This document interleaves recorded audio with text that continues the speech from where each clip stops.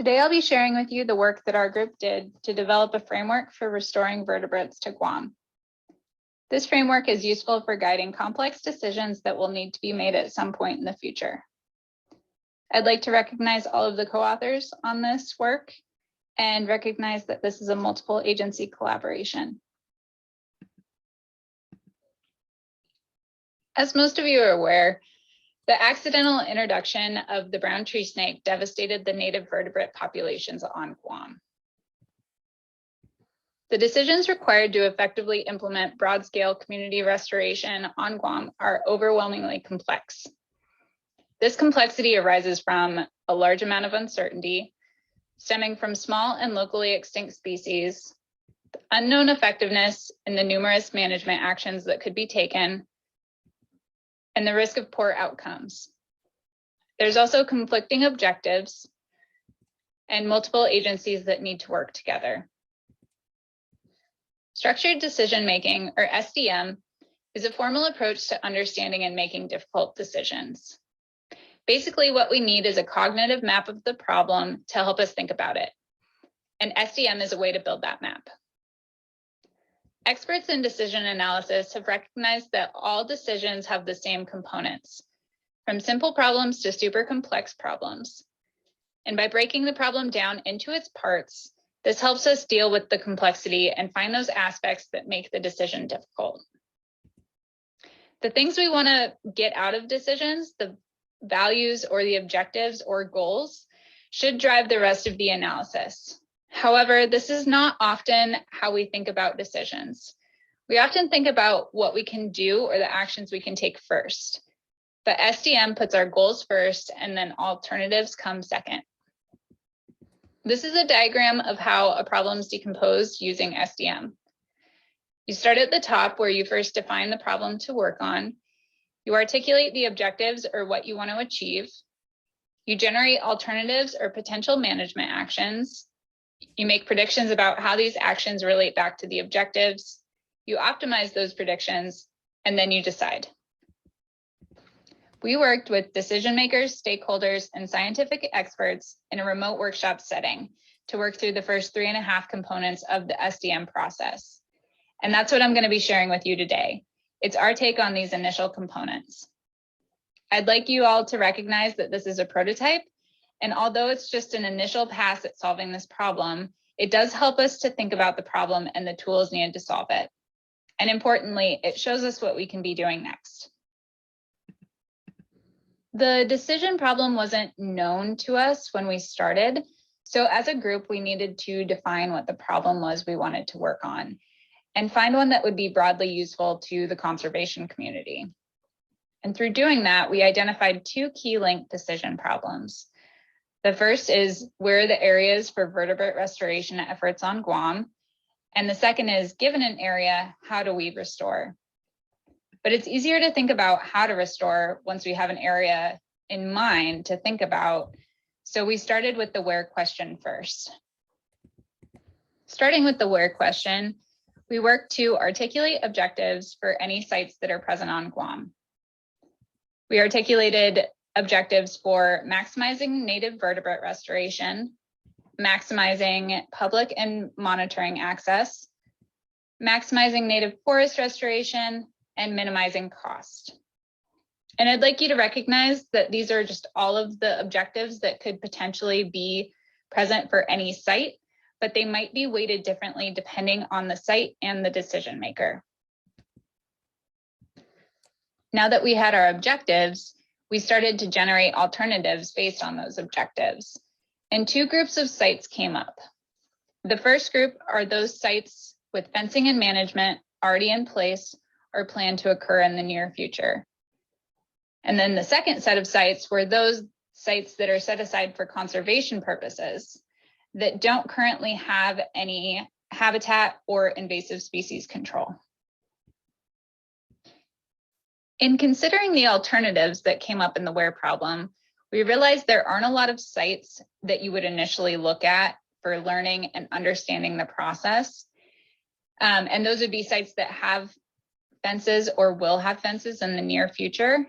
And so we decided just to think about these 4 sites, which are Retidian Point, Anau, the Habitat Management Unit, and Finnegausen, and move forward to think about how restoration would occur at any one of these sites. And this is what we thought was most productive in order to get a full view of the problem. So keeping those sites in mind, we moved on to the how question. And now with our better understanding of the where question, it was a little bit easier. One thing that made it easier was that we carried over 4 of the objectives from the where question to the how question. And then we added 2 more. And those were to maximize ecosystem function through restoring native food webs and native function like seed dispersers, and also to maximize learning.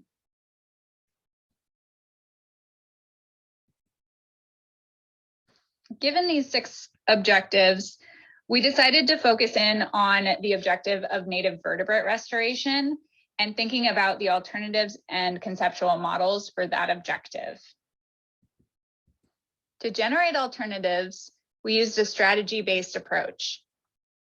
How this works is actions are listed under categories, and then you can build strategies based on species or actions.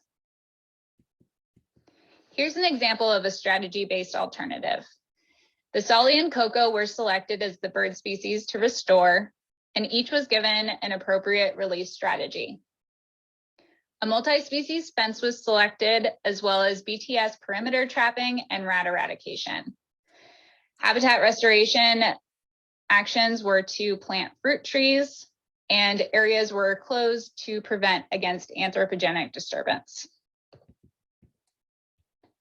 We used influence diagrams to visualize and organize the relationships between alternative actions and objectives. These include the processes linking alternative management actions to the objectives and facilitate input from multiple experts. And so for our restoration problem on Guam, we tried to just include key processes and management actions that would influence births and deaths of species, and just focus on those major processes, just getting the first order processes down, and then we can add in additional considerations later. We selected the Cocoa and the Solly to build conceptual models for and link how the management actions would relate back to their abundance. These 2 represent different life histories as well as different listing statuses. So they do represent 2 kind of different looks at this problem. So here's the conceptual model for cocoa abundance, where you can see that up at the top, that's our objective that we're trying to maximize. All of the ovals represent processes, and the rectangles represent our management actions. Even though we were trying to keep this simple, you can see that it gets complicated really fast, and there's lots of different processes that are interconnected. So one thing that's interesting is in looking at this, we can start to see those management actions that affect multiple processes. One action that looks to impact a lot of different processes in the cocoa abundance conceptual model is having a multi-species fence. You can see that it influences the predators for cocoa, but through excluding ungulates, it also has an effect on habitat type, which influences many different processes in between and affects cocoa abundance.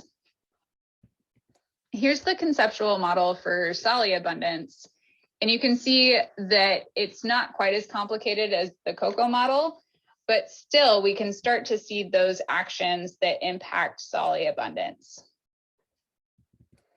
And here again, looking at the effect of having a multi-species fence for Solly, it looks very similar to the cocoa in that it's excluding predators, but it's also having an influence on habitat type.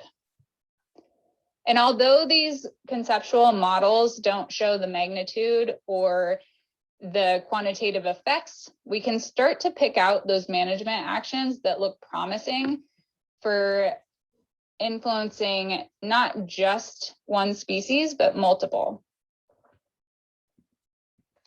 in working through this problem, we haven't decreased the complexity of the problem, but we have increased our understanding of the problem. And this framework that we've developed provides a structure for building predictive models of the system with the base models built through those conceptual diagrams. Then using those, we can evaluate restoration actions and identify key uncertainties. Then we can develop monitoring plans to address these key uncertainties prior to any decision or implementation of species restoration. And this type of advanced planning and coordination only serves to increase the effectiveness and efficiency of actions when it's time to implement them. So with that, I'd like to give a big thank you to the collaborators and workshop participants who spent many hours on Zoom working through this problem with us, along with the Navy for funding this project, the rest of the facilitation team for working through this, and the MTCC facilitators for this conference. Thank you.